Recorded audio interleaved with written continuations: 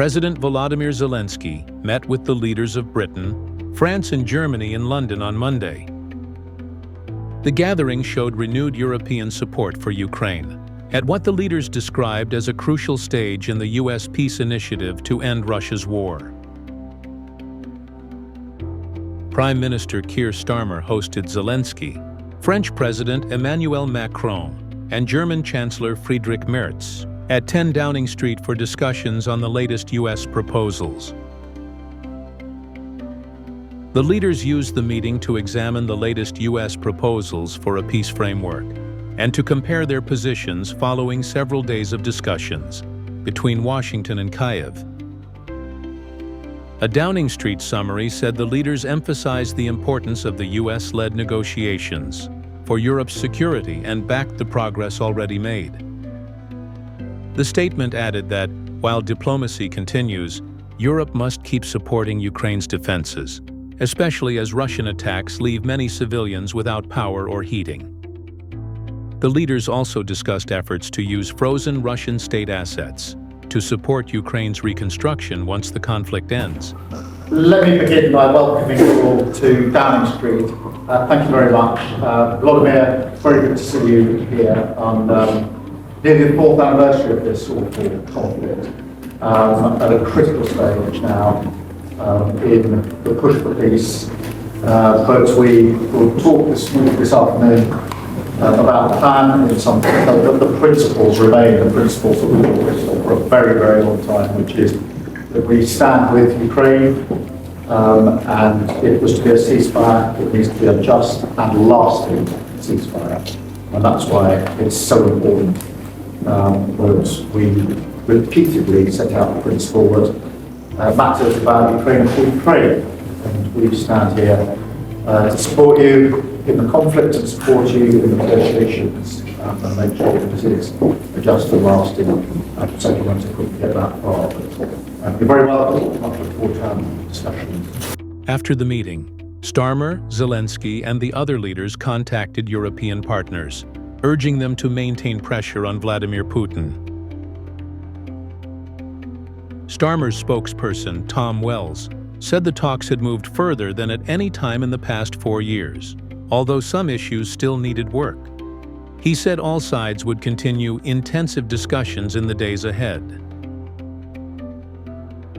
Macron's office noted that the session helped align European contributions with the U.S. plan, while coordinating closely with Ukraine priorities. As the leaders arrived at Downing Street, Zelenskyy emphasized how much depended on unity between Ukraine and Europe, and unity between Europe and the United States. He said many of the topics on the agenda were crucial for maintaining that cohesion. We can't manage without Americans, we can't manage without Europe, and that is why we need to make some important decisions, he explained. Thank you very much, dear. Thank you for organizing this meeting. Thank you, friends. And Friedrich, for our joint meeting. I think that is very important now to organize such meetings, to meet and discuss very sensitive issues regarding to these talks, what we have in the United States and between us, and our team came back, and I think that they will brief us for us to talks with American and the talks of America with Russia. So I think there are a lot of what we have to discuss, speak about. Things which are very important for today. I think unity between Europe and Ukraine, and also unity between Europe, Ukraine, and the United States. There are some things which we can't manage without Americans, things which we can't manage without Europe. And that's why we need to make some important decisions. So thank you very much for this deal.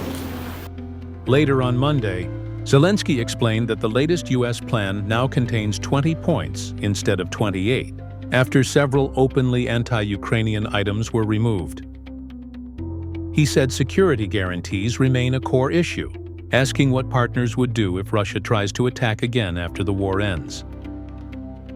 On Sunday, President Trump complained that Zelenskyy has not read the proposal, but Zelenskyy responded that Ukrainians understand the conflict more deeply because they are living through it. We've been speaking to Ukrainian leaders, including Zelensky, President Zelensky. And I have to say that I'm a little bit disappointed that President Zelensky hasn't yet read the proposal. That was as of a few hours ago. His people love it, but he hasn't. Russia's fine with it. Russia, I guess, would rather have the whole country when you think of it. But Russia is, I believe, fine with it, but I'm not sure that Zelensky's fine with it. His people love it, but he hasn't read it. So someday you'll explain that one to me, Jeff.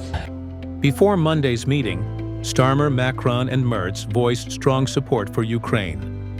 Starmer called the moment critical and stressed the need for a fair and lasting ceasefire. Merz said he had concerns about some elements in the U.S. documents and wanted further discussion. European leaders are working to ensure that any ceasefire includes strong security guarantees from both Europe and the United States to prevent future Russian aggression. Zelensky said his meetings in London and Brussels this week will focus on security, air defense, and long-term funding for Ukraine.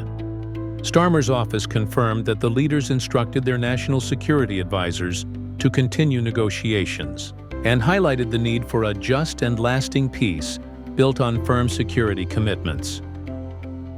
Starmer also told ITV News he would not pressure Zelensky into accepting any proposal he is not comfortable with, and that they would spend time privately reviewing the peace plan.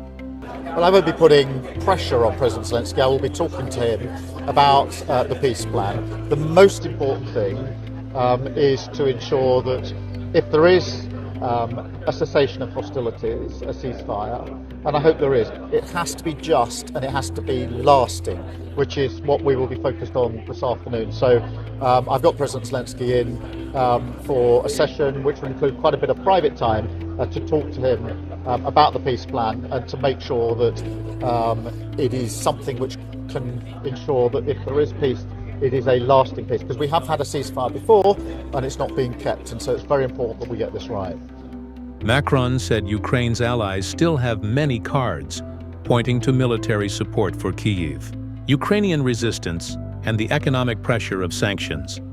Merz reinforced Europe's solidarity with Kyiv, saying Europe remains fully behind Ukraine because the destiny of this country is the destiny of Europe.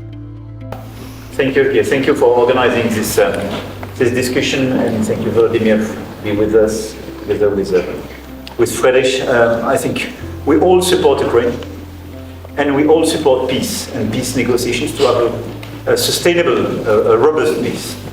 And I think we have a lot of cards in our hands. The financing and the furniture of equipment and training programs to Ukraine, the fact that Ukraine is resisting in this war, and the fact that the Russian economy is starting to suffer, especially after our latest sanctions and the US sanctions. And now I think the main issue is the convergence between our common positions, Europeans and Ukrainians, and the US to finalize these peace negotiations and re-engage a new phase in the best possible conditions for Ukraine, for the Europeans, and for our collective security.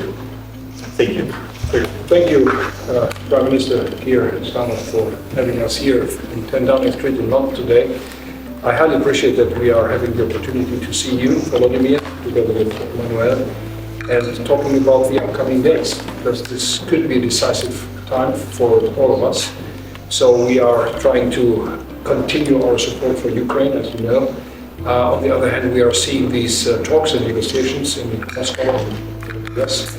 I'm looking forward to hear from you what the outcome of these talks might be.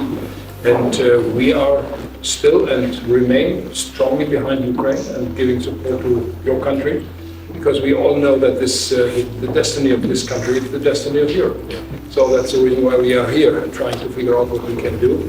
And nobody should doubt on our support for Ukraine. And this is what we are firmly standing behind, and the outcome is open. I'm skeptical about some of the details which we are seeing in the documents coming from the US side, but we have to talk about it. That's why we are here. Thank you for your invitation. Zelensky announced that a joint 20-point peace proposal prepared with European partners, would be finalized and presented to the United States by the end of the day. Territorial issues remain the biggest obstacle in the wider negotiations. Still, EU President Ursula von der Leyen said Europe has the tools and political will to pressure Russia into serious talks. The London meeting marked a major effort by European leaders to strengthen support for Ukraine, while continuing to explore possible paths toward peace, even as global partners pursue different priorities. That's all for now from Global Pulse Unplugged. Stay sharp, stay informed, and we'll see you next time.